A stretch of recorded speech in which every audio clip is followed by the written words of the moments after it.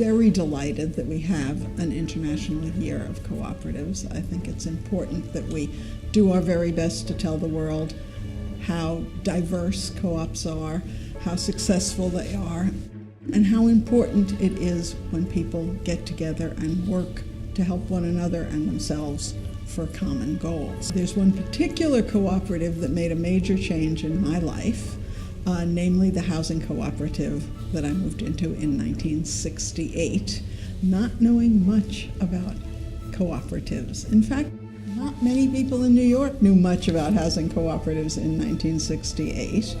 And the city was just beginning to turn around from a couple of decades of urban blight, of flight to the suburbs.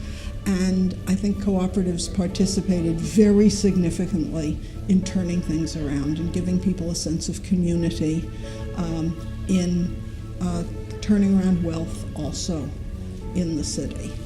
My children were born living in that co-op. I joined a small food co-op back in the days when I used to cook.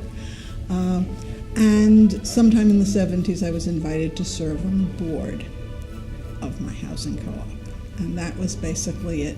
What that was the beginning of my whole new after-children career. When they decided I should go to work, I became involved in the Council of New York Cooperatives and Condominiums, which gives me opportunities to do educational and advocacy activities for housing co-ops, and it also gives me the opportunity to meet with people from all different kinds of co-ops all around the world and to participate in events like the celebration of the International Year of Cooperatives.